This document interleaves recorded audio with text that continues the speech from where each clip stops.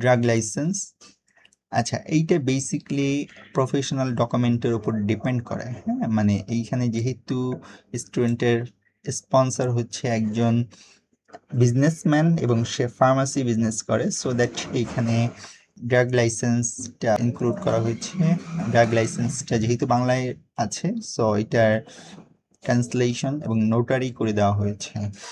ওকে, দেন আমি যদি নেক্সট ফাইলে যাই, হ্যাঁ, এটা হচ্ছে ইউটিলিটি বিলস। স্টুডেন্টে যেহেতু এখানে আমি আগে দেখিয়েছি রেন্টাল ইনকাম আসতেছে, ভালো একটা অ্যামাউন্টের রেন্টাল ইনকাম আসতেছে, rental income from shop, rental income from flats. So so that এইখানে যেই রেন্টগুলো দিয়েছে তার প্রুফ হিসাবে এখানে ইউটিলিটি বিলসগুলো এখানে উল্লেখ করা হয়েছে।